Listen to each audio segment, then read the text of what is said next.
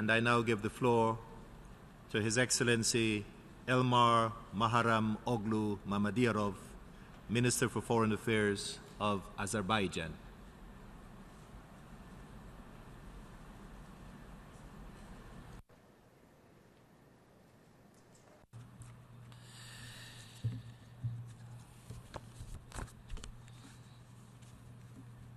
Mr. President, ladies and gentlemen, I am pleased to start my speech with congratulations to Mrs. Maria Fernanda Espinosa Garces on her assumption of the presidency of the General Assembly as the fourth ever woman being elected for this highly responsible position, and to wish her every success in discharging her important duties.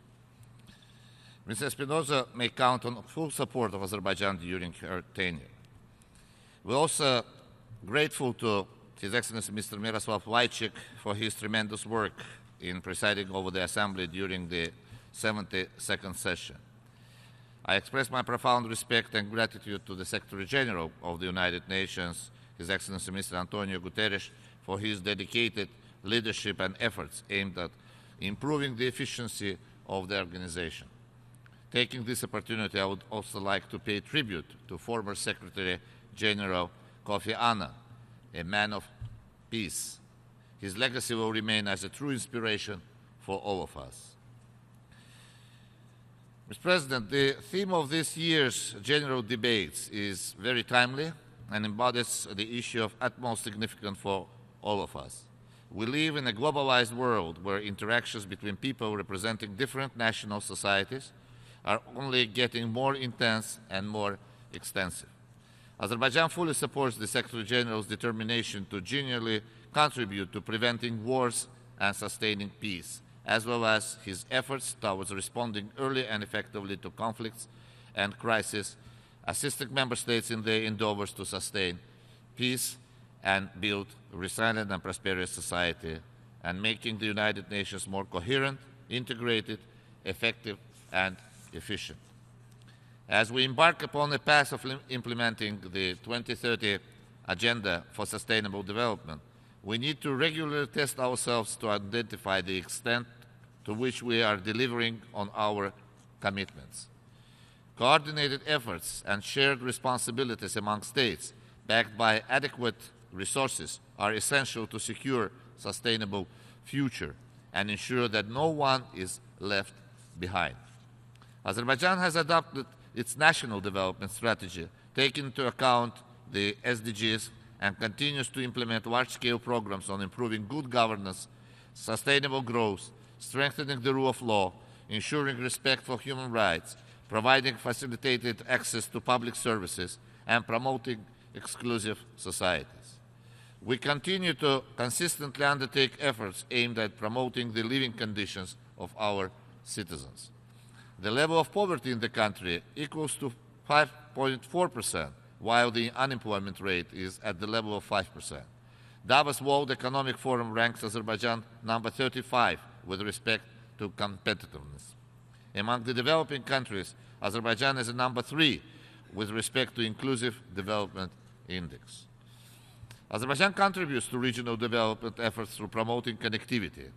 It plays an important role in bringing together continents, creating a platform for mutually beneficial cooperation. East-West Transportation Corridor was inaugurated in October of 2017. It is a transportation corridor which saves at least 2 weeks of time for transporting goods from Asia to Europe and vice versa. Other important projects are South, North, and Southwest corridors, which, as a result of our efforts together with the neighboring countries, become reality. Azerbaijan invests largely on these corridors and is an active participant of both initiatives. The first phase of the construction of Baku International Sea Trade Port Complex was put into operation in May of 2018. The handling capacity of the port will be 50 million tons of cargo per year, with opportunity to increase it up to 25 million tons. Azerbaijan also initiated transnational broadband project, namely Trans-Eurasian Information Superhighway, TASIM, which aims to build a transnational fiber optic line between Hong Kong and Frankfurt. It will be the shortest line connected east and west in the era of competition where every single second is important. Today, Azerbaijan offers its own development model to the world, backed by internal stability, civil unity, solidarity in society, and an environment of peace and tolerance among the different peoples and religions living together in a liberal, sustainable, and dynamic economy. Inspired by achievements in economic development, successful social policy, rich human capital, and traditional values of multiculturalism, Azerbaijan decided to nominate its capital, the city of Baku, for the hosting of World Expo 2025. Our theme is Developing Human Capital, Building a Better Future. It is of universal concern and has a particular significance for Azerbaijan. It is also fully aligned with the international development agenda, in particular the United Nations Agenda for Sustainable Development. The whole region of Eastern Europe, Caucasus, and Caspian has never hosted World Expos. In that sense, World Expo 2025, Baku shall be truly universal in terms of expansion of its traditional geography and vivid example that through historical short time period of 27 years of independence, the country like Azerbaijan can achieve remarkable results for applying to such huge events as like World Expo. Availing myself of this opportunity, I kindly ask the member states of the Bureau of International Exhibition to vote on November 23rd in Paris for Baku through the elections of this year. Sustainable economic growth has enabled Azerbaijan not only to focus on its national development strategy, but also to actively support the international development efforts. Azerbaijan has rendered international humanitarian and development assistance to a number of countries through Heydar Aliyev Foundation and Azerbaijan International Development Agency under the Ministry of Foreign Affairs. Particular attention has been paid to addressing the needs of the developing and less developed countries, as well as those recovering from natural disasters. Mr. President, at this year we are celebrating the 70th anniversary of United Nations Human Rights Declaration, and we wish to reaffirm our commitment to the strengthening democracy and protecting human rights as top priorities for the Republic of Azerbaijan. The government implements large-scale programs to create necessary conditions for all the citizens of Azerbaijan to fully enjoy all human rights and fundamental freedoms. Education is a top priority in our domestic policy because a well-established educated society is one of the guarantees of successful and sustainable development. The right to health is fully ensured in the country. Every year, more than 5 million people, half of the country's population, have their medical checkups totally financed from the state budget. Azerbaijan has been the first country in the Muslim world granting women the rights to vote as early as in 1918. Azerbaijan strives to ensure gender equality and empower women in public and social life. Since we live in a digital age, it is worth noting that currently about 80% of the country's population have unimpeded access to internet, which has become the most favored and practical vehicle for information, media communications, and free flow of ideas and thoughts. Combating corruption lies at the heart of SDG implementation in Azerbaijan. Application to innovative approaches and technological innovations has enabled Azerbaijan to register significant progress in curbing corruption at the public sector. Earlier this year, the United Nations Human Rights Council has unanimously adopted a resolution on promoting human rights and SDGs through transparent, accountable, and efficient public service delivery, initiated by Azerbaijan, which aimed to promote the concept of Asan public service delivered brand of Azerbaijan. Early in May, Azerbaijan has successfully presented its periodic report in the framework of the third cycle of the Universal Periodic Review. We remain committed to enhanced dialogue and interactions with other UN human rights mechanisms on the basis of mutual respect and understanding. Azerbaijan is one of the world's recognized centers of multiculturalism. All ethnic and religious groups live in Azerbaijan in peace and harmony. We have hosted numerous international events aimed at strengthening intercultural dialogue. Being a member of both the Organization of Islamic Cooperation and the Council of Europe, Azerbaijan launched the Baku process in 2008, the main goal of which is to strengthen dialogue, partnership, and cooperation between the Muslim world and Europe.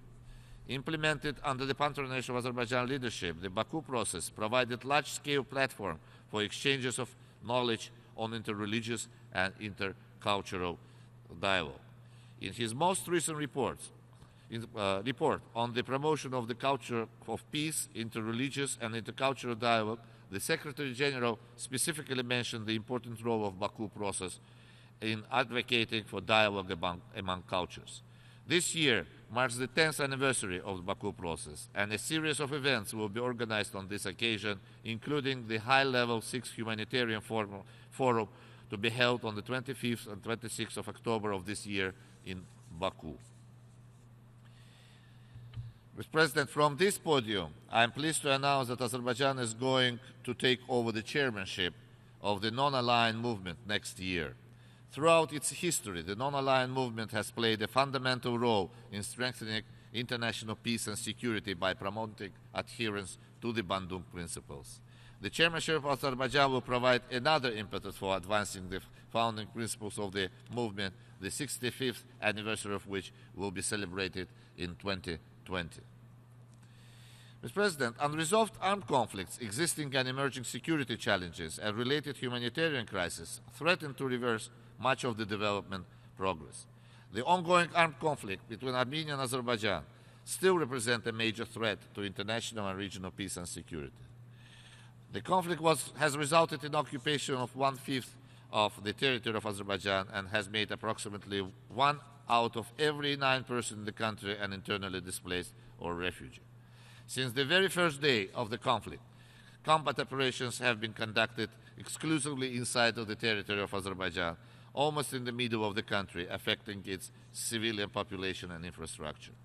In its resolution, namely 822, 853, 874, and 884 of 1993, the United Nations Security Council acknowledged the fact that the military forces was used against Azerbaijan, that such actions are unlawful and in contradiction with the purposes and principles of the UN Charter, and that they constitute an obvious violation of the sovereignty and territorial integrity of Azerbaijan.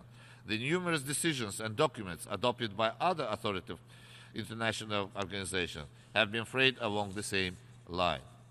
However, the key Security Council demands, including in the first place the withdrawal of the Armenian forces from the occupied territories of Azerbaijan, have not been implemented yet. On the contrary, the policy and practice of Armenia clearly testified to its intention to secure the annexation of Azerbaijan territories that it has captured through military force and in which it has carried out ethnic cleansing on a massive scale. Initially, after changes in the government of Armenia, there were some expectation that the new leadership will uphold democratic values and the norms and principles of international law, including the relevant resolutions and decisions of international organizations, but particularly those adopted by the UN Security Council. Unfortunately, so far no progress has been observed in that regard. Contrary to its earlier statements, the Prime Minister of Armenia now does not shy away even from overtly attempting to regard Nagorno-Karabakh region of Azerbaijan as part of Armenia.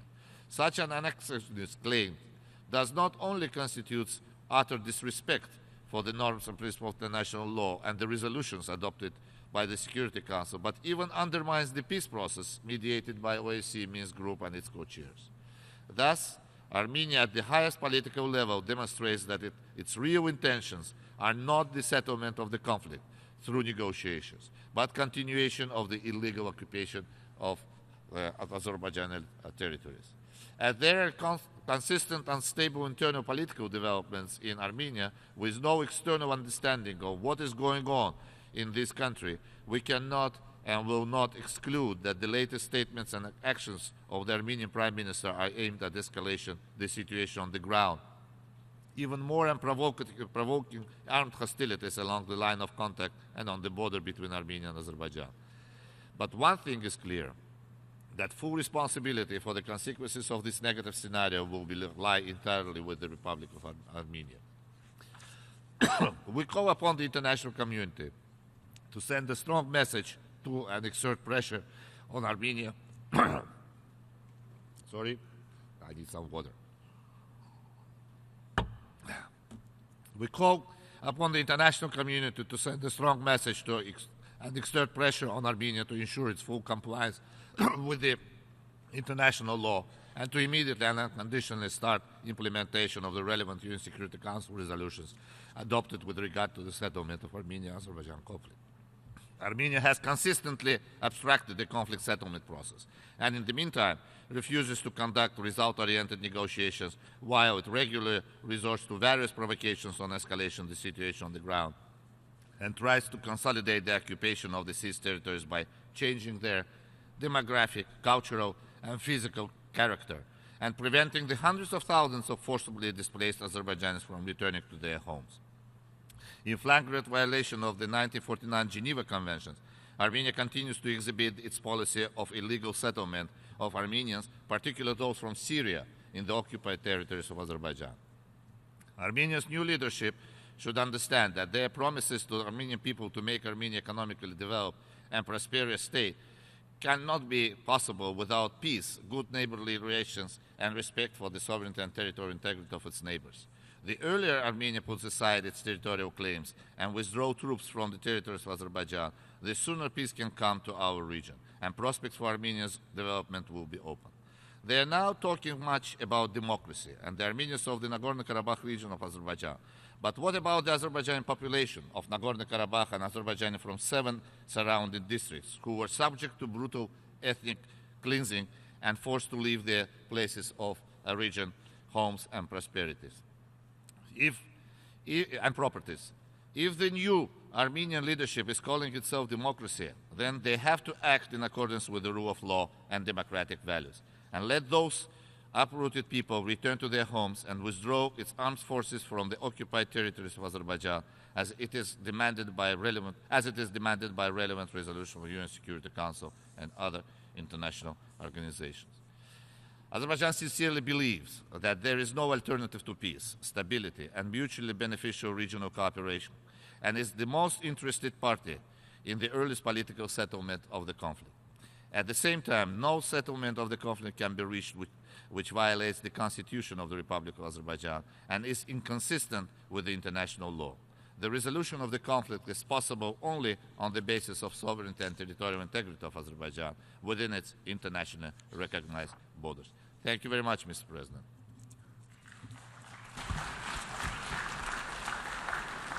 I thank the Minister for Foreign Affairs of Azerbaijan.